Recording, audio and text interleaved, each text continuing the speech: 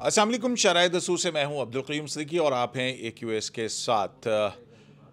Supreme court of Pakistan का full court मखसूस नशिस्तों, इजाफी मखसूस नशिस्तों की केस की समाअत करा और आज उसकी दूसरी समाअत थी। दोनों समाअतें जो हैं वो बहुत हंगामा खेज समाअतें हुई हैं और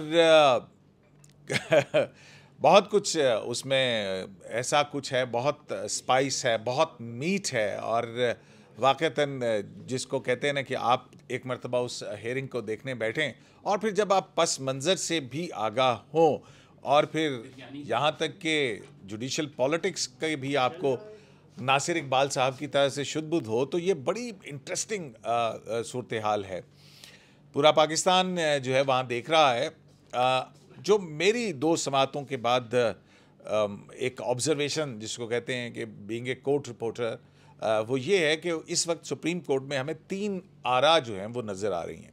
एक वो है जो आइन और कानून के साथ है, एक वो है जो कि सियासी नौइयत के साथ आगे उसको सियासी तड़के के साथ आगे बढ़ा रही है, जबकि एक सोच जो है वो क्रिएटिव कॉन्स्टिट्यूशनल इंटरप्रिटेशन, यानी कि तख्लीकी सुपरा आइन से बढ़कर कोई और चीज़ जो है वो उसके ऊपर उसके अंदर कोई हल निकालना चाहती है। जिसके बाद चीफ जस्टिस पाकिस्तान ने यह भी कहा कि वो थक चुके हैं कि हम क्रिएटिव हल निकालें। पार्लियामेंट जो है वो हमसे ज़्यादा अक्लमंद है और सुप्रीम कोर्ट इतनी अक्लमंद नहीं है और ये आइन साजों ने जो करना है वो करें, हम कौन होते हैं। तो ये जो है सूरत हाल है इस वक्त सुप्रीम कोर्ट ऑफ पाकिस्तान में। इन समाअतों के अंदर क्या कुछ हो रहा है और इसके पीछे और इसका बैकग्राउंड भी बहुत कुछ है। तो शुरू करते हैं। बाकी आज की समाअत तो मेरा ख्याल है कि आप तमाम लोगों ने सुन ली होगी। तो नासिर साहब, आपको क्या लग रहा है कि ये समाअत जो है वो किधर जा रही है? आपको लगता है कि डिफरेंस ऑफ ओपिनियन है, और अगर है तो वो किस नौइयत का है? देखें, शुक्रिया क़य्यूम साहब। देखें, डिफरेंस ऑफ ओपिनियन तो है और जो बात आपने की, क्योंकि ये अच्छा खासा मुश्किल सवाल है जिसका जवाब देना इतना आसान नहीं है। बात यह है कि पॉलिटिकल पार्टीज़ ने इलेक्शन की कुछ सीट जीती हैं, जैसे नून लीग ने, पीपल्स पार्टी ने, और दूसरी पॉलिटिकल पार्टीज़ ने वो पार्लियामेंट में और दूसरी प्रोविंशियल असम्बलीज़ में है। अब जो PTI है उनके पास वो इंडिपेंडेंट तौर पे इलेक्शन लड़ रहे हैं और उन्होंने पार्लियामेंट में आके एक सुन्नी इत्तेहाद कौंसिल बना ली है। प्रॉब्लम ये आ रही है कि सुन्नी इत्तेहाद कौंसिल ने इलेक्शन नहीं लड़ा।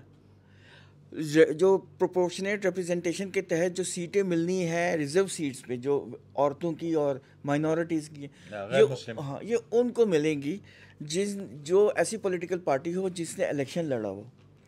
प्रॉब्लम अब यही एक मुश्किल बनी हुई है कि नासिर साहब, जब आप बड़े वाज़ेह तौर पे आपका इशारा 51D सब क्लॉज 6 की तरफ है ना, कि जिसने इलेक्शन लड़ा हो और जो आई भी हो उसके अंदर आज़ाद जम हो सकते हैं और उसकी प्रपोर्शन के ऊपर नशिस्तें मिल सकती हैं, तो फिर क्या प्रॉब्लम है? प्रॉब्लम ये फिर इसमें क्रिएटिव कॉन्स्टिट्यूशनल इंटरप्रिटेशन की क्यों ज़रूरत नज़र आ रही है? देखिए, प्रॉब्लम ये आ रही है कि जिनको जो पॉलिटिकल पार्टीज़ इलेक्शन लड़के आई हैं उनको मिल गया है हिस्सा उनकी प्रोपोर्शनेट रिप्रेजेंटेशन के तहत। कुछ सीट्स लेफ़्ट ओवर सीट्स हैं। अब मसला ये आ रहा है ना कि क्या उन इंडिपेंडेंट्स को ज्वाइन करें, लेकिन सुप्रीम जो सुन्नी इत्तेहाद है उसने इलेक्शन नहीं लड़ा, उनको नहीं जा सकती। लेकिन अब मसला ये आ रहा है कि ये जो बाकी देखें, काजी जो चीफ जस्टिस साहब हैं उन्होंने बार बार एक बात ख़ुद भी कही है और फैसल सिद्दीकी साहब से भी कहलवाई है कि क्या जो आइन में जो पार्लियामेंट का नंबर है, जो सीटें हैं मखसूस, जो जितनी भी सीट्स हैं, क्या उनको छोड़ा जा सकता है? कम किया जा सकता है? नहीं किया जा सकता ना। एक आइन में लिखा हुआ है कि नेशनल असम्बली विल कंप्राइज इतनी सीट्स, 336 जो भी है, तो उसको मतलब उससे कम ये नहीं हो सकता कि देखें, कुछ मेंबर्स अगर इलेक्शन से मतलब रिज़ाइन कर जाते हैं तो वो दोबारा इलेक्शन हो जाएंगे उस। नासिर साहब, तो क्या आपके ख्याल में क्या प्रपोजिशन ये बन रही है कि एक सियासी जमात जिसने इलेक्शन नहीं लड़ा, लेकिन एक सियासी जमात जिसने सियासी जमात के सर्टिफिकेट पे इलेक्शन लड़ा, लेकिन उसने ख़ुद को आज़ाद समझा और वो एक ऐसी सियासी जमात में शामिल होगी जिसने इलेक्शन नहीं लड़ा था, और वो सियासी जमात जो है वो अदालत के सामने नहीं है। जो अदालत के सामने है वो उस सियासी जमात के हक में दलाइल दे रहा है जो कि अदालत के सामने नहीं है। असल में ये एक बड़ी और जजेस के रिमार्क्स आ रहे हैं एक फैसले के हवाले से जिसका रिव्यू इस कोर्ट के सामने नहीं है। तो ये हो क्या रहा है? देखिए, मैं वही इसके ने कल जस्टिस मुनीब अख्तर साहब ने एक ऑब्जर्वेशन दी थी, ये बिल्कुल उस हिसाब से उन्होंने कहते हैं अपेरेंटली ये लॉजिकली अगर हम इसको देखें तो ये इंतहाई इलॉजिकल है। Logically this is most illogical, क्योंकि जिस party election commission of Pakistan के इकदामात, ये आप क्वालिफाई कर देना, वो इस प्रोसीडिंग के हवाले से नहीं कहा उन्होंने। प्रोसीडिंग्स के हवाले से नहीं मैं बात कर रहा हूँ, मैं सिचुएशन की पॉइंट ऑफ व्यू से कह रहा हूँ। इलेक्शन कमीशन के बारे में तो उन्होंने कहा है कि कैस्केडिंग इफेक्ट है, सीरीज ऑफ कैस्केडिंग एरर्स हैं जो कमिट की गई हैं, और वो जो एरर्स हैं वो उसको अब जनवरी 13 सुप्रीम कोर्ट ने रबर स्टैंप किया थ्रू जनवरी 13 के उस जजमेंट के तहत जिसमें बल्ला जो था वो नहीं मिला पीटीआई को। प्रॉब्लम उसमें जो बात आ रही है ना, जो जिसकी वजह से सारे मुश्किल में जो मैं आपको समझाने की कोशिश कर रहा था वो ये है कि लेफ्ट ओवर सीट्स। तो हम क्या समझें ये कल के उस वाक़े का रद्द-ए-अमल है जो हुआ था। छोटी सी बात है ना, लेफ्ट ओवर सीट्स जो है ना वो जो पॉलिटिकल पार्टीज उनको मिल चुकी हैं, जो रह गई उनका क्या करें, वो उनको नहीं मिल सकती, पहले मिल गई थी। जो आपको पता है ये तो एक व्यू है ना, ये एक व्यू है, वो सुप्रीम कोर्ट ने सस्पेंड कर दी है ना। आपको पता है ना कि मई 6 को वो सीट्स 2/3 मेजॉरिटी कम हो गई है। ठीक है, तो ये एक अच्छा खासा तो क्या हम कहें कि एक ऐसी बात कि सीटें कम नहीं हो सकती हैं, तो सुप्रीम कोर्ट ने एक स्टे करके वो सीटें कम कर दी हैं। देखिए यही तो फिर ये स्टे कहाँ गया? ये स्टे दे सकती थी सुप्रीम कोर्ट। फिर मैं यही तो कहना चाह रहा हूँ कि ये इतना मुश्किल सवाल सामने आ गया सुप्रीम कोर्ट के कि वो क्या करे। एक पॉलिटिकल पार्टी बन गई है लेकिन उसने इलेक्शन नहीं लड़ा, दूसरी पॉलिटिकल पार्टी ने इंडिपेंडेंट इलेक्शन लड़ा और वो एक उस पार्टी में शामिल हो गई जिसने इलेक्शन नहीं लड़ा। मसला ये है कि उसको सीट नहीं मिल सकती, सीट उसको नहीं मिल सकती तो क्या दूसरी पॉलिटिकल पार्टी को मिले? अगर उनको भी नहीं मिल रही तो करना क्या है? तो ये एक अजीब मतलब बम्बर क्या से कहते हैं, नहीं वो एक अच्छा लफ्ज भी बोल दिया करें एक अजीब कंफ्यूजन है, एक अजीब कंफ्यूजन, अजीब कंफ्यूजन का शिकार हो गए। ज़बरदस्त। अच्छा, आपको क्या लग रहा है भाई झांसेब अब्बासी साहब, अपना फैसल सिद्दीकी साहब, वो आपको पता है उनका स्टाइल है बड़ा वो है, तो इस पे स्टाइल पे भी आज बात हुई ना मुक्का मारने वाला। नहीं इस तरह करके ना नहीं, वो इसलिए ना, वो पिछली जो एक केस की समाअत थी प्रैक्टिस एंड प्रोसीजर में, जब वो आर्गूमेंट दे रहे थे तो वो अब बिल्कुल बॉक्सिंग की तरह स्टाइल के अंदर ना आगे और पीछे, वो उस पर भी जब जैसे जमाल मंदो खेलने हैं वो उनको वो पॉइंट आउट किया। मंसूर साहब ने भी आज भी जब वो ये अपने आर्गूमेंट के अंदर उन्होंने कहा कि जी ये तो ऐसी सूरत है कि जी husband without married doesn't married. नहीं तो इस पे जस्टिस मंसूर ने कहा आप ये मैट्रिमोनियल इश्यूज पे क्यों आ जाते हैं हर दफा? तो उसका फिर जवाब है, उन्होंने कहा क्योंकि इनकी शायद बेगम नहीं है। एनीवेज, हंसी मजाक भी होता रहा, लेकिन बड़ी ये एक सूरत हाल ऐसी थी कि जो टेंस भी है। तो ये फैसल सिद्दीकी साहब जो हैं वो अपना क्रिएटिव इंटरप्रिटेशन क्यों मांग रहे हैं? कयूम सिद्दीकी साहब, ये जो क्रिएटिव इंटरप्रिटेशन है ना, ये एक दफ़ा पहले भी हुई थी और वो 63A की सूरत में हुई थी, जिसको जस्टिस मुनीब अख्तर साहब ने तहरीर किया था। और आज तक कानूनी उसका फॉल आउट क्या हुआ था? आज तक उसके ऊपर उसका फॉलो आउट किया था कि पंजाब के अंदर पीटीआई सपोर्टेड गवर्नमेंट परवेज इलाई की बन गई, परवेज इलाई साहब की बन गई, ठीक हो गया। मतलब है कि उस 63A के तहत एक हुकूमत उधर चलेगी और अब जो है वो पीटीआई की जो है वो, तो मतलब है कि एक बात तो है ना कि जस्टिस मुनीब अख्तर का स्टांस एक ही है। मैं जो आज की जो कोर्ट प्रोसीडिंग है उस पर मैंने एक चीज़ फील की है कि अगर चीफ जस्टिस ऑफ पाकिस्तान काजी फाइज ईसा साहब एक क्वेश्चन फैसल सिद्दीकी साहब से पूछ रहे हैं तो इसका जवाब बजाय सुन्नी इत्तेहाद कौंसिल के वकील फैसल सिद्दीकी के देने के, वो मुनीब अख्तर साहब उसका जवाब दे रहे थे। इसकी मिसाल यूँ बयान की जा सकती है कि चीफ जस्टिस काजी फाइज ईसा साहब ने एक जगह पे ये कहा कि जो हमने इंट्रा पार्टी इलेक्शन के हवाले से फ़ैसला दिया तो उसके बाद क्या जो उम्मीदवार आज़ाद हो गए, क्या उन्होंने ख़ुद से अपने तौर के ऊपर कहीं पे दरख्वास्तें दी कि हमें इंतखाबी निशान बल्ला दिया जाए?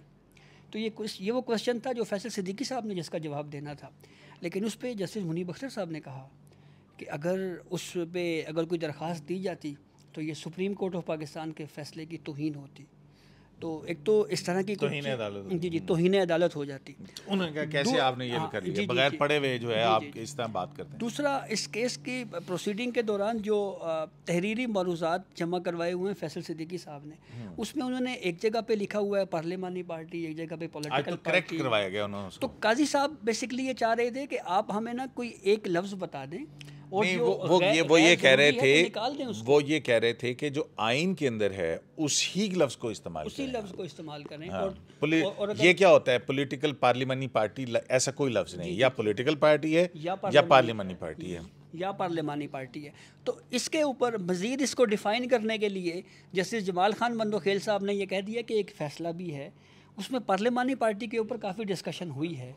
तो उसके ऊपर जस्टिस मुनीब साहब को शायद थोड़ा वो नहीं लगा, तो फिर उन्होंने इसके ऊपर कमेंट किया। उन्होंने कहा कि इसलिए फिर उन्होंने बल्ले के फैसला वो जो है ना उसके वाले जो अभी नासिर साहब ने बात की है चली गई बल्ले के निशान के ऊपर कि जी वो इस पे आयशा मलिक साहबा ने कहा जी कि पॉलिटिकल पार्टी के पास इंतखाबी निशान नहीं था, बगैर इंतखाबी निशान के वो इलेक्शन लड़े, इसलिए वो तमाम उम्मीदवार जो है वो आज़ाद हो गए। सुप्रीम कोर्ट ने फिर चीफ जस्टिस काजी फाइज़ साहब ने पूछा कि आपने क्या कहीं पे ये दरख्वास्त दी है कि ये इनकी हैसियत जो है वो आज़ाद नहीं है। तो उस पर सलमान सलमान अकरम साहब ने जवाब दिया और फैसल सिद्दीकी साहब ने भी ये कहा कि इलेक्शन कमीशन ने कह दिया जैसे कि हम आज़ाद हैं। तो इस पर काजी साहब ने पूछा कि क्या उस पर आपने कोई अपील फ़ाइल की? उन्होंने कहा जी हमने कोई अपील फ़ाइल नहीं की। तो फिर उसके बाद जब इस केस में बल्ले के निशान के ऊपर बहुत ज़्यादा कमेंट हो रहे थे, जजेस की जानिब से बहुत ज़्यादा क्वेश्चंस हो रहे थे, तो फिर चीफ जस्टिस ऑफ पाकिस्तान काजी फाइज़ साहब ने यह कहा कि अगर बात है तो फिर आप आगाज़ से शुरू करें। आप फिर बताएं कि कुछ पार्टी के अंदर के लोग जो हैं वो आए थे मुख्तलिफ फोरम से होते हुए सुप्रीम कोर्ट, और ये उनकी शिकायत थी कि जो पार्टी ने इलेक्शन करवाया है, यानी जो पीटीआई ने इंट्रा पार्टी इलेक्शन करवाया वो दुरुस्त नहीं हुआ, 1 साल से इलेक्शन नहीं करवाया जा रहा। तो हमने पॉलिटिकल पार्टीज़ को जो है वो स्ट्रेंथन करने के लिए हमने ये एक फ़ैसला दिया है, और हम तो आपको कोर्ट प्रोसीडिंग के दौरान मशवरे भी देते रहे, और फिर मज़ीद कोई बात कहते कहते कई सब चुप हो गए। उन्होंने कहा खैर बस छोड़ें। तो फिर उसके बाद हमने देखा कि कोर्ट में जो है थोड़ी देर के लिए खामोशी हुई, लेकिन फिर अचानक ही जस्टिस मुनीब साहब को याद आ गया। उन्होंने कहा जी कि ये जो पार्टी इंट्रा पार्टी इलेक्शन वाला केस है उसका जो रिव्यू है वो भी पेंडिंग है। वो मोहम्मद अली मज़हर साहब ने जो है वो फिर कहा, मैं यही कह रहा हूँ ना जो इशारे कर रहा। एक मौके पे तो जस्टिस मोहम्मद अली मज़हर साहब ने सर पकड़ लिया था और उन्होंने कहा था कि प्लीज़ कौंसिल साहब सिद्दीकी साहब आप अपने आर्गूमेंट्स करें, वरना जजमेंट्स की क्रिटिसिज्म होती रहेगी। जो मौका नहीं है उनमें से एक अंडर रिव्यू है और दूसरी एक हो चुकी है। मतलब उन्होंने कहा था कि जनवरी 13 वाली जजमेंट भी जिसमें बैट का सिंबल नहीं दिया गया और 63A वाली जजमेंट भी, इस पे क्रिटिसिज्म होता रहेगा। उन्होंने बाकायदा यूँ करके सर पकड़ लिया था। तो मतलब आज की जो प्रोसीडिंग्स थी वो शायद इसलिए कि जो चीज़ें हमारे सामने नहीं है हम उनके ऊपर डिस्कस कर रहे हैं और फिर फुल कोर्ट में कर रहे हैं। फिर काजी फैसल ने ये भी कहा कि भाई ये क्योंकि यहाँ पे बात की गई तो इसलिए वो उसका जवाब दे। एनीवेज शायद वही साहब ने भी यही कहा, जो चीज़ हमारे सामने नहीं है, जो ऑलरेडी डिसाइडेड है, जिस पे कोई अपील नहीं आई, जो फाइनलिटी इख्तियार कर गई, उसको हम क्यों डिस्कस करें। वो लेकिन उसमें अतर साहब ने तो कमेंट किया, उसके बावजूद उन्होंने कहा कि जी एक पॉलिटिकल पार्टी जो है वो ये शिकायत करती रही कि हमें लेवल प्लेइंग फील्ड नहीं दिया जा रहा, और ये जो असल ट्रस्ट है ये वोटर का है। तो इस पे काई साहब ने भी उनको कहा है कि ये मामला जो है लेवल प्लेइंग फील्ड वाला, ये हम केस नहीं सुन रहे, हम जो असल केस है वो तो सुन्नी इत्तेहाद कौंसिल की पेशावर हाई कोर्ट के फैसले के खिलाफ अपीलें हैं, उनके ऊपर बात कर। तो वही नासिर साहब वो उन्होंने कहा कि हम क्यों प्रिटेंड करें कि एवरीथिंग इज हंकी डोरी, ये क्यों कहा तरमिनल्ला साहब? मतलब हम वो ये कहना चाह रहे थे कि सिर्फ पीटीआई के बारे में बात नहीं है। पीटीआई इस वक्त बेशक उसको मुश्किल का शिकार है, लेकिन ये हरकत दूसरी पॉलिटिकल पार्टी के साथ हो चुकी है। पीपल्स पार्टी ने भी ये फेस किया है, नून लीग ने भी एक टाइम पे फेस किया। तो कहते हैं कि ये हम ये ना प्रिज्यूम करें कि ये हो गया एक दफ़ा, ये हंकी डोरी नहीं है, ये हमेशा से। और हमने सुप्रीम कोर्ट जो है फंडामेंटल राइट्स की अमीन है, तो हमने हर सूरत में जो वोटर का राइट है उसको सिक्योर पहले करना है। हाँ, लेकिन फिर उसके बाद ये भी डिस्कशन में आया कि नाज़िब यही बात हो रही थी ना कि भाई फिर सुप्रीम कोर्ट में हमने ये देखा कि भी रिसेंट अभी कि नो कॉन्फिडेंस के अंदर कॉन्स्टिट्यूशन को जो है ना तोड़ा गया। फिर उसके बाद जो है वो ताने मारे गए कि सुप्रीम कोर्ट रात को क्यों बैठी। तो अगर हम आइन का तहफ़्फ़ुज़ करने के लिए हमें दिन रात बैठना पड़े तो हम बैठेंगे, वो कोई मसला नहीं है। वो क्योंकि वो तो कॉन्स्टिट्यूशन ठीक है। हाँ, तो ये बातें हैं। तो ये आपको लगता है कि बेंच में कहीं कोई, अच्छा एक छोड़ें इस बात को, मुझे एक बात बताएं, जनरल बाजवा का एक एक्सटेंशन का केस था, उसमें सुप्रीम कोर्ट ऑफ पाकिस्तान ने क्या फैसला दिया था? उनको 6 महीने के लिए तो दे दिया था एक्सटेंशन, और फिर पार्लियामेंट पे भेज दिया था कि अब आप डिसाइड करें कि इस पे क्या करना है। तो ज़ाहिर है पार्लियामेंट ने तो वही डिसाइड करना था। अच्छा, तो फिर उसके बाद नैब का एक केस था, नैब का एक केस था हमारे सामने, जो नैब तरामीम का केस है जिसका अपील भी लगी हुई है। उसमें जस्टिस मंसूर अली शाह कहते थे कि रन अवे पार्लियामेंटेरियन का एक टर्म कॉइन की थी, उन्होंने की थी, पीटीआई के लिए की थी वैसे। हाँ, अच्छा। तो आज जो है ये कहना कि जनाब आइन कहता है कि 3 दिन के अंदर आपने पार्टी ज्वाइन करनी है, तो वो ये कह रहे हैं कि एक एडीआर, एक पंचायती हल निकाल लिया जाए कि जो है वो इलेक्शन कमीशन अपनी गलती माने और कहे कि जी फिर 3 दिन दे दे कि आप जिस पॉलिटिकल पार्टी में जाएं तो मसला हल हो जाएगा। तो ये एक इतना ही आसान मामला है, या ये सवालात भी फिर उठ रहे हैं क्योंकि दूसरी तरफ उठ रहे हैं। उन्होंने कहा कि जी आप एक पार्टी छोड़कर दूसरी पार्टी में शामिल हुए हैं तो फिर आप 63 ये सामने खड़ा हुआ नजर आता है। तो ये कहानी किधर जा रही है? देखिए वही तो मुश्किल है। ये जो जस्टिस मंसूर अली शाह साहब की सजेशन है ना, यही तो वो क्रिएटिव इंटरप्रिटेशन है जिसको चीफ जस्टिस साहब ने कहा ये हमारा काम ही नहीं है। क्रिएटिव इंटरप्रिटेशन जो आइन में लिखा हमने उससे आगे इधर उधर जाना ही नहीं है। और देखें जस्टिस प्रॉब्लम वही आ रही है ना कि जस्टिस मंसूर अली शाह साहब ये कह रहे हैं कि 2 बातें बता दें कि पीपल्स ये जो प्रोपोर्शनल रिप्रेजेंटेशन की जो क्या फार्मूला है, ये कैसे चलेगा। फार्मूला वही है कि जिसने इलेक्शन में हिस्सा लिया है उसकी जितनी सीटों के नंबर है उस हिसाब से उनको मिलेगा। दूसरा उन्होंने कहा है कि ये बता दें कि सुन्नी इत्तेहाद कौंसिल क्या पार्टी है कि नहीं। अब बात ये नहीं, वो ये कह रहे हैं कि एक कंट्राडिक्शन उनको नज़र आ रही है। वो कहते हैं कि एक तरफ कहते हैं सियासी जमात करेगी, फिर दूसरी तरफ जो है वो मुतासिर नुमाइंदों कहते हैं कि जो पार्लियामेंट में पहुंचेगी उसके तनासब से मिलेगी उसको। तो हाँ, जनरल सीट जिसने ली, तो ये क्यों कंट्राडिक्शन है? तो ये क्यों वो करेंगे, ये क्या है, ये कंट्राडिक्शन? पॉलिटिकल पार्टी जब इलेक्शन में जाती है ना तो वो एक मैनिफेस्टो के साथ जाती है। वो ये किसने कहा? ये चीफ जस्टिस साहब ने भी बात कहा था, लेकिन ये बात है तो फैक्ट ना, बिल्कुल, कि पॉलिटिकल पार्टी जब टोटल जमहूरियत तो हाँ, यही है ना। देखें ना कि हमारी क्लाइमेट में ये पॉलिसी होगी, वाटर पे ये पॉलिसी होगी, डिफेंस में ये होगा, हमारा ये पॉइंट ऑफ व्यू है, इस तरह होना चाहिए, वैसा होना चाहिए। लोगों को जॉब देने के लिए हम तरीके बताएंगे कि क्या किस तरह जॉब्स होंगे वगैरह वगैरह, फंडामेंटल राइट्स को कैसे प्रोटेक्ट करेंगे, ठीक है। लेकिन सुप्रीम जो सुन्नी इत्तेहाद काउंसिल है वो इलेक्शन में पार्टिसिपेट उसने नहीं किया, कोई मैनिफेस्टो नहीं है। पीटीआई का है, लेकिन पीटीआई के लोग इंडिपेंडेंट, लेकिन पीटीआई के अरकान पीटीआई में है। प्रॉब्लम यही आ रही है ना, चीफ जस्टिस साहब यही तो कह रहे हैं कि आपने पीटीआई छोड़ दी है। जब आपने सुन्नी इत्तेहाद में शमूलियत अख्तियार की है तो आपने पीटीआई छोड़ दी है। लेकिन अतः मिनल्लाह साहब कहते हैं कि हमें विल ऑफ द पीपल देखनी है। नासिर साहब, वैसे एक सवाल ये नहीं होता कि सिर्फ हुकूमत की तश्कील में विल ऑफ पीपल होती है, या कॉन्स्टिट्यूशन ऑफ पाकिस्तान भी विल ऑफ द पीपल है? नहीं, कॉन्स्टिट्यूशन ऑफ पाकिस्तान भी तो विल ऑफ द पीपल है, कॉन्स्टिट्यूंट असेंबली ने बनाया है। तो कॉन्स्टिट्यूंट असेंबली कंप्राइज करती है तो जो कॉन्स्टिट्यूशन के अंदर लिखा हुआ है लेटर एंड स्पिरिट में, हम उस पर क्यों नहीं जाते हैं? हम क्यों एक सुपरा क्रिएटिव टूल इस्तेमाल करना चाहते हैं कि हम रीड इन करें या इस तरह करें? क्रिएटिव इंटरप्रिटेशन है ना। तो क्रिएटिव इंटरप्रिटेशन के बारे में तो इन्होंने बता दिया। फिर तो मैं वही कह रहा हूँ ना कि वो चीफ जस्टिस साहब तो का बिल्कुल क्लियर बात है कि जी जो कॉन्स्टिट्यूशन के टेक्स्ट पे हमने जाना है, लेटर एंड स्पिरिट जो कॉन्स्टिट्यूशन कहता है। लेकिन इस सारी चीज़ को मद्देनज़र रखते हुए हमें बज़ाहिर ये बिल्कुल नज़र आ रहा है कि बड़ी मुख्तलिफ राय नज़र आ रही है। लेकिन एज ए जो स्टूडेंट के मतलब मुझे लग रहा है कि ये देखें कितनी ज़बरदस्त बहस हो रही है, ओपन हो रही है, और ये एक आने वाले लोगों के लिए, हम देखते थे नासिर सब सुनते थे कि जुल्फ़िकार अली भुट्टो को के भी का जो फैसला था उसके अंदर क्या होता था, तो ये आने वाले लोगों के लिए कितनी बड़ा सोर्स ऑफ इंफॉर्मेशन है।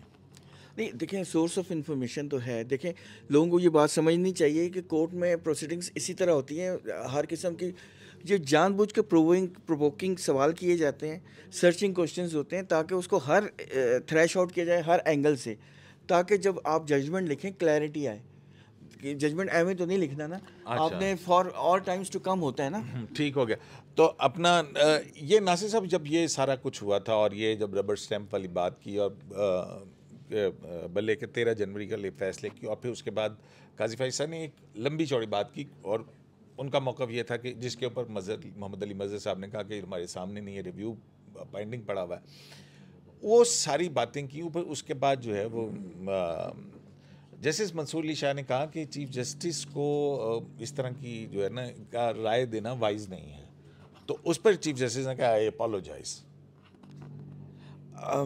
बिल्कुल, लेकिन उसमें एक और बात भी हुई थी ना, जो फैसल सिद्दीकी साहब ने कहा था कि जिस तरह कस्टम्स के जो केसेस होते हैं उसमें एक्सप्लेनेटरी नोट भी होता है। अब ये तो टॉन्ट था वैसे, अब सॉरी टू से ये दैट इज अब इसमें अब इसका जवाब तो यही आ सकता है ना कि एक ऐसी सियासी जमात जिसने लेजिस्लेचर के अंदर जाना है और उसको अदालती फैसले समझ नहीं आते हैं, तो फिर मैं ये कहूँ कि भी उसको नहीं जाना। एनीवेज, अच्छा आप क्या कह रहे थे? मैं सर ये कह रहा था कि जब उन्होंने फैसल सिद्दीकी साहब ने ये कहा तो उस पर फिर चीफ जस्टिस काजी फ़ाइज़ साहब ने ये कहा कि सारे मसले उस वक्त भी हल हो सकते थे अगर आप इंट्रा पार्टी इलेक्शन ही दुरुस्त करवा लेते। तो जब ये बल्ले के निशान के ऊपर बहुत ज़्यादा ऑब्जर्वेशन आ रही थी जस्टिस आयशा मलिक साहिबा के हवाले से, जस्टिस मुनीब अख्तर साहब जब दे रहे थे, तो फिर जस्टिस मोहम्मद अली मज़हर साहब ने भी जो है ना एक बड़ी अहम ऑब्जर्वेशन दी। उन्होंने ये कहा कि वो केस इंतखाबी निशान का था ही नहीं, वो असल केस जो है वो इंट्रा पार्टी इलेक्शन का था। ये तो और था। तो अगर आप इंट्रा पार्टी इलेक्शन करवा के दोबारा दुरुस्त करवा के आ जाते तो बात ही ख़त्म हो जाती। तो उन्होंने इस सेंस में जो है वो इसको क्लियर किया है। और फिर उस जजमेंट में एक और चीज़ लिखी है, नहीं उस जजमेंट में एक और भी चीज़ लिखी है कि अगर आपको कोई डिफ़िकल्टी पेश आए तब भी आप वापस आ सकते हैं, लेकिन वो फिर नहीं आए, वापस नहीं आए। तो अतर मिन्नल्लाह साहब यही कह रहे थे ना कि इलेक्शन कमीशन या कि भी ये फोर्स किया गया कि वो एक पॉलिटिकल पार्टी जो है गलत चीज़ें करती चली जाए, ठीक है। तो वो यही आ रहे कि इलेक्शन कमीशन ऑफ पाकिस्तान ने को चाहिए था कि अगर वो सुन्नी ताद में जा रहे थे तो कहते कि आप नहीं जा सकते हैं, तो वो लेकिन चले गए। और फिर वो विल ऑफ द पीपल की बात कर रहे हैं कि वो जो वोटर का राइट है उसकी बात कर रहे हैं। पॉइंट ऑफ व्यू भी देखें ना, तो एक जो रियलिटी जो जिसका जस्टिस मुनीब अख्तर साहब बार बार एम्फेसाइज कर रहे हैं कि पेक्यूलियर किस्म की सर्कमस्टेंसेस है ना। देखें आप जनवरी 13, वो जैसी भी बात है, जनवरी 13 की जो जजमेंट के बाद जो अफेक्ट आया है वो यही आया ना कि पीटीआई को मुश्किलात का मतलब वो मुश्किलात का शिकार हुई। उनको कॉमन इलेक्शन सिंबल नहीं मिला और हर कैंडिडेट को डिफरेंट मिला। बाद में ये डिक्लेयर हो गया कि वो इंडिपेंडेंट्स हैं, they are not, they don't belong to PTI. वो एक इंडिपेंडेंट, मतलब उनका मैं कह सकता कि हमें ये भी देखना है कि एक प्रॉब्लम सारी चीजें सारा कुछ फैक्ट्स को देख के ही आप लॉ अप्लाई करेंगे और फिर कॉन्स्टिट्यूशन अप्लाई करेंगे ना।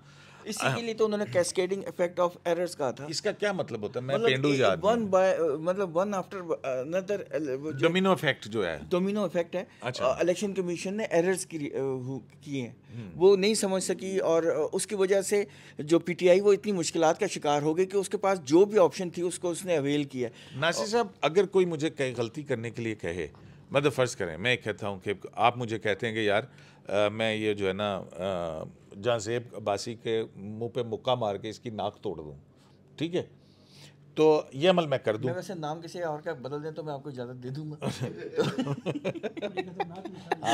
जहाँ ज़ेब तो हमारा दोस्त है, इसको नहीं। अच्छा, मैं एक बात कर रहा हूँ ना कि आपने मुझे फोर्स किया कि मैं इसको मुक्का मार दूँ, तो पर्चा किस पे कटेगा? क्या ये जवाज़ है जुर्म को अपना क्या कहने उसकी वजाहत का, या एक्सप्लेनेशन है? ये किसी जुर्म की एक्सप्लेनेशन है कि मैंने फलां के कहने पे किया था लिहाजा वो है आपकी बात, या मुझे फलां ने गलती करने पे मजबूर किया था?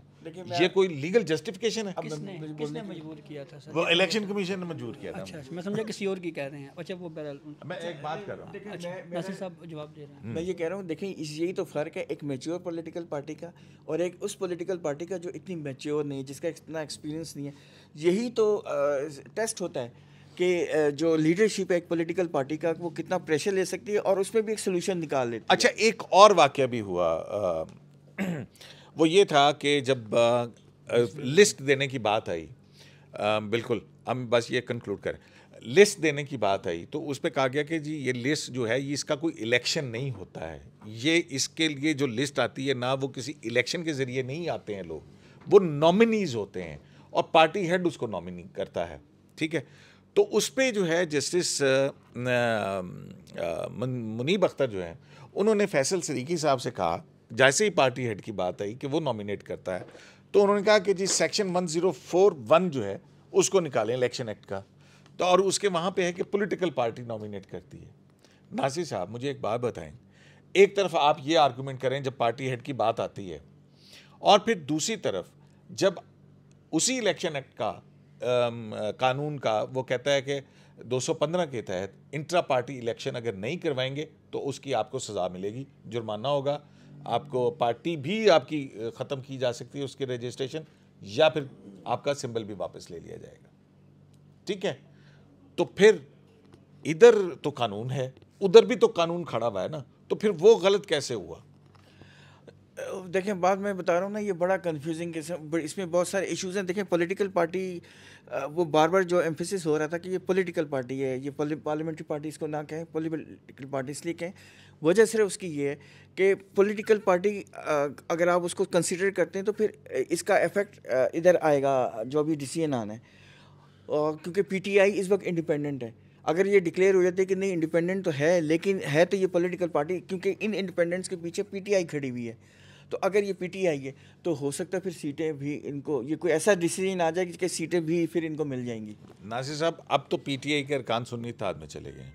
पीटीआई अगर ये तस्लीम कर लिया जाता है कि बैरिस्टर गौहर और वो हैं, वो सिर्फ दो ही लोग हैं ना, उमर अयूब और वो, तो उनकी तो फिर दो हैं, बाकी तो चले गए सुन्नी इत्तेहाद में। मैं वही कह रहा हूँ, तो फिर कितनी, दो ही सीटें मिलेंगी? सर जी दो की बुनियाद पे मिलेगी। विल ऑफ पेपर का जो पूरा कॉन्सेप्ट है ना, अब जैसे जजेस की जानिब से भी इसके ऊपर क्वेश्चन हुए, तो फिर ये भी देखना पड़ेगा कि जो असल में वोटर की विल क्या थी। असल में वोटर की विल तो थी पाकिस्तान तहरीक इंसाफ के उम्मीदवार, तो वोट पाकिस्तान तहरीक इंसाफ को के उम्मीदवारों को मिले, वो जीते, फिर वो लोग, उन वोटर ने वोट सुन्नी इत्तेहाद कौंसिल को नहीं दिया था, वोटर ने वोट दिया था पाकिस्तान तहरीक इंसाफ को। तो इस हिसाब से देखा जाए तो जैसे खेल वाली बात जी तो पीटीआई की सिर्फ 2 सीटें हैं, तो उसके ऊपर जो उनको बनती हैं दे दें फिर। ठीक, लेकिन तो कोई इंटरप्रिटेशन हुई तो फिर बदल जाएगी ना, मैं वही नहीं, मतलब ये एक पॉसिबिलिटी है, वो बात कर रहे हैं ना कि अगर ये ही इस आर्गूमेंट को तस्लीम कर लिया जाए, लेकिन बात फिर वही आ जाती है ना कि हाँ फिर उसमें तो दोनों चीज़ें वो हो जाती हैं, 51D की जो तमाम शरायतें वो इस तरह से पूरी हो जाती हैं। ये वो केस है जिसमें जिस राह पे भी चलेंगे ना आगे से रास्ता बंद हो जाता है, तो यही इशू आ रहा है। आप जो भी ऑप्शंस आपने शुरू में जो बात बताई थी कि एक ये है, एक ये, आप जिधर जाते हैं वहाँ कोई दूसरा आड़े आ रही है कोई चीज़, तो यही मतलब जैसे चलें, बहुत शुक्रिया नासिर साहब। बस मैं आपको क्रिएटिव इंटरप्रिटेशन की ना 2-3 मिसालें दे के और फिर उसके बाद चला जाता हूँ। रिसेंट हिस्ट्री से अगर हम क्रिएटिव इंटरप्रिटेशन की मिसालें दें तो उसमें एक मिसाल तो आती है वो कि जब हमारी सुप्रीम कोर्ट के 3 रुकनी बेंच ने जनरल बाजवा, जिनको एक्सटेंशन दी गई सुप्रीम कोर्ट की जानिब से, पहले 6 महीने की उनको एक्सटेंशन दी गई, ये क्रिएटिव इंटरप्रिटेशन थी, और फिर उसके बाद मामला पार्लियामेंट को भिजवाया गया कि हाँ 6 महीने के अंदर जो है पार्लियामेंट इस पर कानून साजी कर ले। दूसरी क्रिएटिव इंटरप्रिटेशन जब हुई तो वो ये थी जो आइन का आर्टिकल 63A की इंटरप्रिटेशन की गई, और उस इंटरप्रिटेशन के हवाले से उसी बेंच के 2 जज साहिबान ने कहा कि ये री राइटिंग ऑफ द कॉन्स्टिट्यूशन किया गया, यानी कि रीड इन किया गया है कॉन्स्टिट्यूशन के अंदर। ये एक क्रिएटिव इंटरप्रिटेशन थी, जिस क्रिएटिव इंटरप्रिटेशन के बाद एक सूबे के अंदर हुकूमत ख़त्म हुई, और फिर उस हुकूमत ख़त्म होने के बाद एक पॉलिटिकल टर्माइल जो है उसने जन्म लिया। फिर अब एक मरतबा हम एक और क्रिएटिव इंटरप्रिटेशन जब करने जा रहे हैं, तो फिर अब उसके बाद कितना बड़ा बहरान जन्म लेगा, तो क्या फिर मेरे जैसा आम आदमी तो सोचने पर मजबूर है कि वो जनरल बाजवा जिन्हें 6 महीने की एक्सटेंशन दी थी, उन्होंने पीटीआई बनाई थी, तो लिहाजा इस पीटीआई को फिर 3 दिन की मोहलत दे दी जाए। शायद एक आखिरी उसके बाद आप बंद क्लोज कर दीजिएगा। आपको पता है हम कितनी अरसे से प्रोसीडिंग्स कवर कर रहे हैं और हर दफ़ा यही बात कर रहे हैं कि सुप्रीम कोर्ट का काम जजमेंट देना है, लेट हेवन फॉल्स। तो वो बस हो गया। Let the heaven falls, we will start from the ashes. शराय दस्तूर से अब्दुल क़य्यूम सिद्दीकी को AQS लाइव से इजाज़त दीजिए। अल्लाह निगहबान।